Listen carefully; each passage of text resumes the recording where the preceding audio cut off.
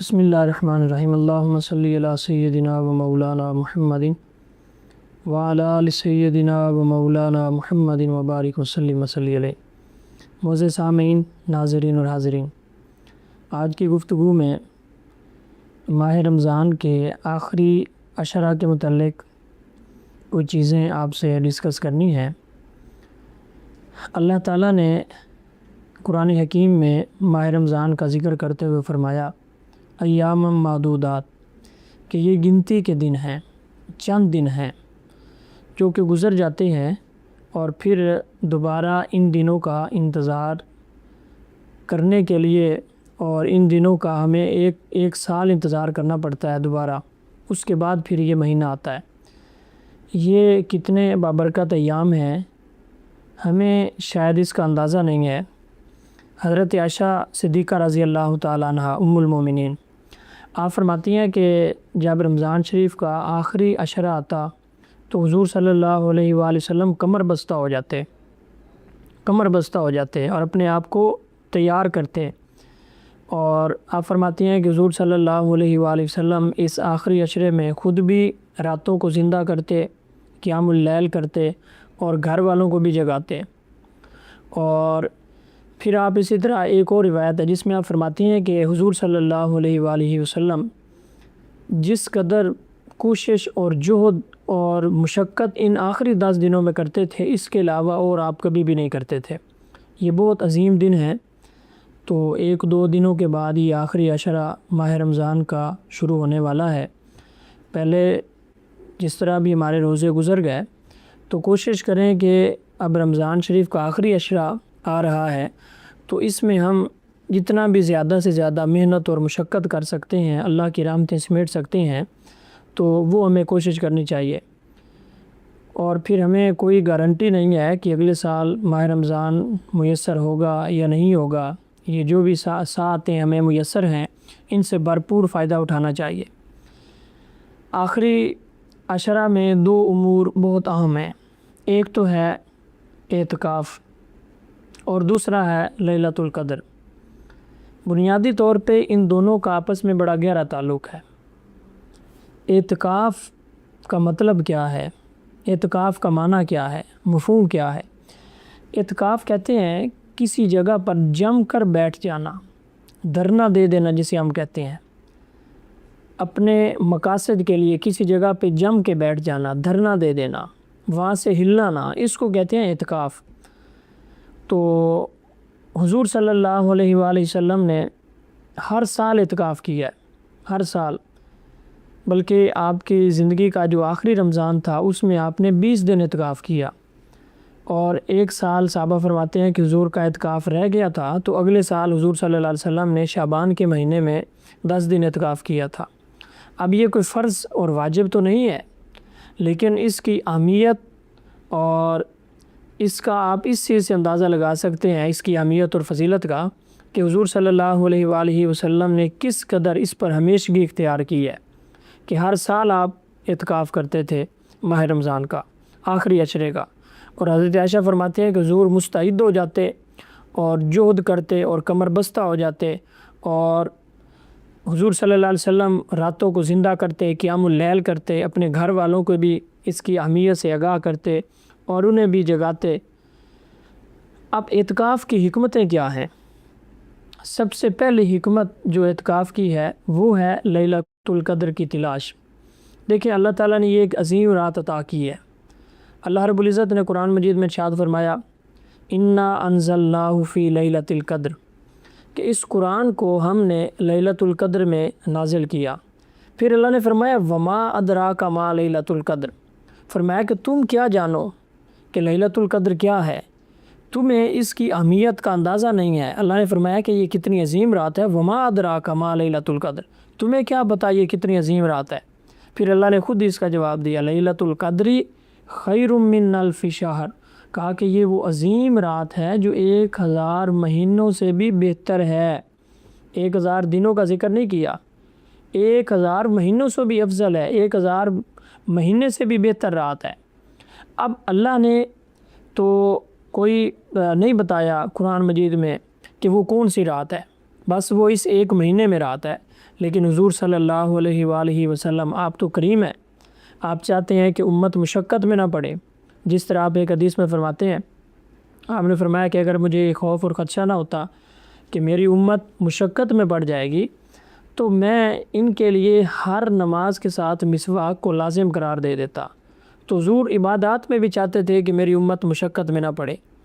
تو حضور صلی اللہ علیہ وآلہ وسلم نے امت پہ احسان کرتے ہوئے اس رات کو بھی آپ نے ایک طرح سے بے نقاب کر دیا۔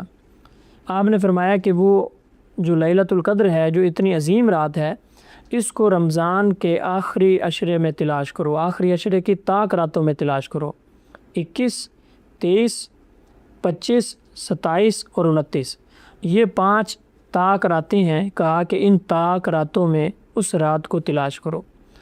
اب اسی رات کی تلاش اصل میں بنیادی مقصد ہے اور بنیادی حکمت ہے اعتکاف کی۔ اب ہمارے ہاں تو اب اس رات کو جوڑ دیا گیا ہے 27ویں کے ساتھ، جبکہ حضور صلی اللہ علیہ وآلہ وسلم نے فرمایا کہ ان 5 طاق راتوں میں سے کوئی سی بھی ہو سکتی ہے۔ تو ہمارے پاس کوئی گارنٹی نہیں ہے کہ وہ 27ویں ہی ہے، گو کہ اس رات کے متعلق بعض شواہد بھی ہیں، روایات بھی ہیں، اسی طرح باقی راتوں کے متعلق بھی کئی بزرگوں کے اور صحابہ کے اقوال ملتے ہیں، لیکن حضور فرماتے ہیں کہ آخری 5 طاق راتوں میں سے کوئی ایک رات ہے، اس کو تلاش کرو۔ تو اعتکاف کا بنیادی مقصد یہ ہے۔ حضور صلی اللہ علیہ وآلہ وسلم 20 رمضان کو فجر کی نماز جب پڑھنے کے لیے آتے تو آپ وہیں مسجد میں تشریف فرما ہو جاتے، اور پھر آپ عید پڑھ کے وہاں سے سیدھا عیدگاہ میں جاتے اور وہیں سے عید پڑھ کے پھر وہاں سے گھر جاتے۔ یہ حضور کا معمول تھا کہ 20ویں روزے کو فجر کی نماز کے بعد ہی آپ مسجد میں اعتکاف بیٹھ جاتے اور پھر مسجد میں آخری 10 دن گزارتے، اور پھر چاند رات جسے ہم کہتے ہیں وہ بھی حضور مسجد میں گزارتے۔ اگلے دن عید کی نماز مسجد سے سیدھا عیدگاہ کی طرف جاتے، وہاں سے نماز پڑھتے، عید کی نماز پڑھ کے پھر آپ گھر جاتے۔ تو پہلی حکمت اعتکاف کی یہ ہے کہ لیلۃ القدر کو تلاش کیا جائے۔ اچھا، اب عام روٹین میں انسان غفلت کر سکتا ہے کہ ایک رات عبادت کرے، دوسری رہ جائے، تیسری کرے، چوتھی رہ جائے، یا کوئی طاق رات مس ہو سکتی ہے، یا جس طرح سے اس کو گزارنے کا حق ہے وہ حق نہ ادا کر سکے۔ لیکن جب وہ ہر چیز سے کٹ آف ہو کے دنیا داری کو، غم روزگار کو، گھر بار کو، اہل و عیال کو، ہر چیز کو چھوڑ کے مسجد میں بیٹھ جائے گا، اللہ کے در پہ آ کے بیٹھ جائے گا، تو ان 5 طاق راتوں میں سے جو بھی ہوگی وہ اس کو پا لے گا۔ یہ اصل بنیادی مقصد ہے اعتکاف کا، کہ وہ 10 دن آ کے اللہ کے لیے خالص کر دیں، خلوت میں رب کے ساتھ گزاریں۔ اب اس کا جو طریقہ کار ہے، ہمارے یہاں اعتکاف کو بھی اس طرح سے نہیں گزارا جاتا۔ اب دیکھیں، ہونا تو یہ چاہیے کہ ایک شخص مسجد میں آئے تو وہ ہر چیز سے کٹ آف ہو جائے، نہ اس کے پاس موبائل فون ہو، نہ اس کے دوستوں کے ساتھ رابطے ہوں، کوئی کسی قسم کا دنیا کے ساتھ رابطہ نہ ہو، بالکل بے رغبت ہو جائے دنیا سے۔ اب دیکھیں نا، اس کو آپ ایک مثال سے سمجھیں کہ ایک شخص غم روزگار کے لیے دوسرے وطن چلا جاتا ہے، وہاں پہ 2 مہینے حتیٰ کہ 2 سال تک بھی اپنے گھر والوں سے، اہل و عیال سے، دوستوں سے کٹ جاتا ہے، تو وہیں رہتا ہے۔ تو 10 دن اللہ کے لیے یا اعتکاف میں وہ ایسا کیوں نہیں کر سکتا کہ موبائل بھی اس کے پاس نہ ہو، اور گھر والوں سے بھی اس کا رابطہ جو ہے وہ اس طرح سے نہ ہو، اور دوست احباب سے بھی رابطہ نہ ہو، بس کوئی ضرورت کی اگر کوئی مجبوری ہے تو وہ بات کرے یا معاملہ کرے، ورنہ 10 دن خالصتاً وہ اللہ رب العزت کے لیے خالص کرے اور اس میں مراقبہ کرے، اپنی زندگی پر نظر دوڑائے کہ اس نے زندگی کس طرح گزاری ہے، کہاں غلطیاں کوتاہیاں اس سے ہوئی ہیں، اللہ سے معافی مانگے، توبہ اور استغفار کرے، اور آئندہ اپنی زندگی کی ڈائریکشن سیٹ کرے اور اللہ تعالیٰ کے ساتھ وعدہ اور وعید کرے۔ یہ اعتکاف ہے کہ 10 دن وہ دنیا کی مصروفیات سے بے نیاز ہو جائے، وہاں بیٹھ کر بھی اگر وہ موبائل کا استعمال کرتا رہے اور دوست اسے ملنے کے لیے آ جائیں، وہاں پہ گپ شپ لگاتا رہے، تو وہ پھر اعتکاف کی جو روح ہے وہ ختم ہو جاتی ہے۔ تو یہ اصل ہے کہ انسان بالکل ہر چیز سے کٹ آف ہو جائے، دنیا کے ساتھ اس کا کوئی تعلق نہ رہے، اور وہ اپنی پوری زندگی کا 10 دن بیٹھ کے انالیسز کرے، مراقبہ کرے اور اپنا احتساب کرے کہ اس کی زندگی کس طرح گزر رہی ہے، اسے کس طرح گزارنی چاہیے، اور تعلق باللہ اس کا کس طرح ہے اور کس طرح ہونا چاہیے۔ تو یہ بنیادی مقصد ہے اعتکاف کا۔ حضور صلی اللہ علیہ وآلہ وسلم کی زندگی میں کوئی بھی رمضان ایسا نہیں آیا جس میں آپ نے اعتکاف نہ کیا ہو۔ ہر سال آپ اعتکاف کرتے، آخری سال آپ نے آخری 2 اشروں کا اعتکاف کیا، اور صحابہ کہتے ہیں کہ ایک سال حضور کا اعتکاف مس ہو گیا تھا تو وہ آپ نے اگلے سال 10 دن اعتکاف کیا۔ تو یہ اصل آخری 10 دن کی سمجھ لے کہ خاص عبادت ہے اعتکاف۔ اور پھر اس کے ساتھ لیلۃ ظاہرہ جب اعتکاف میں بیٹھ جائے گا تو لیلۃ القدر جو بھی ہوگی وہ اس کو تلاش کرے گا۔ یہ تو ہے اس شخص کے لیے جو اعتکاف بیٹھے گا، لیکن وہ لوگ جو کہیں جاب کرتے ہیں یا جن کے لیے مشکل ہے اعتکاف بیٹھنا تو وہ نہیں بیٹھ سکتے، تو ایٹ لیسٹ انہیں کم از کم اتنا تو کرنا چاہیے جو اس آخری عشرے کی 5 طاق راتیں ہیں ان میں وہ زیادہ سے زیادہ وقت مسجد میں گزاریں، خلوت میں اللہ کے ساتھ گزاریں، اور توبہ استغفار میں گزاریں، قیام اللیل میں گزاریں۔ اس کو ایک خاص رات 27ویں کے ساتھ نہ اس کو خاص کر دیں کہ بس ایک رات آئیں اور ختم قرآن میں تراویحیں پڑھیں اور چلے جائیں، شاید یہی لیلۃ القدر ہے، کیا پتہ وہ نہ ہو، کوئی اور رات ہو۔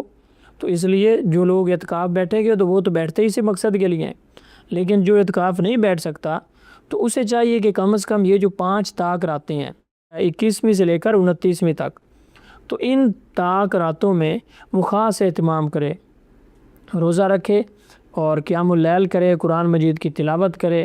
اور پھر اس رات کی ایک خاص دعا ہے۔ حضرت عائشہ نے کہا کہ یا رسول اللہ، اگر میں لیلۃ القدر کو پالوں تو میں کیا کہوں؟ تو حضور نے انہیں ایک دعا سکھائی، کہا کہ آپ اللہ سے دعا مانگو۔ وہ دعا کیا ہے؟ یہ دعا ہمیں یاد کرنی چاہیے، اور ان خاص ایام کی لیلۃ القدر کی خاص دعا ہے۔ اللہم انت عفو کریم تحب العفو فاعف عنی۔ یہ دعا ہے کہ یا اللہ تو بہت معاف کرنے والا ہے، کرم کرنے والا ہے، تحب العفو، اور تو معافی کو پسند کرتا ہے، فاعف عنی، یا اللہ مجھے بھی معاف کر دے۔ تو یہ خاص دعا ہے، خاص وظیفہ اسے کہہ لیں، خاص دعا ہے جو حضور صلی اللہ علیہ وآلہ وسلم نے خود حضرت عائشہ کو سکھائی کہ اگر تمہیں لیلۃ القدر نصیب ہو جائے تو اللہ سے یہ دعا مانگو، اللہم انت عفو کریم، یا اللہ تو بہت بخشنے والا ہے، معاف کرنے والا ہے، کریم ہے، تحب العفو، تو معافی کو پسند کرتا ہے، واعف عنی، مجھے بھی معاف کر دے۔ تو یہ ایک چھوٹی سی دعا ہے، یہ یاد کر لینی چاہیے۔ تو یہ اس کا وظیفہ ہے، لیلۃ القدر کا خاص دعا ہے، اس کی تسبیح کریں۔ اور یہ 2 چیزیں، اعتکاف اور لیلۃ القدر، اب یہ چند ایام باقی ہیں، گنتی کے دن ہیں، تو پھر یہ رمضان چلا جائے گا، تو پھر 1 سال کے بعد آئے گا، 1 سال ہمیں انتظار کرنا پڑے گا۔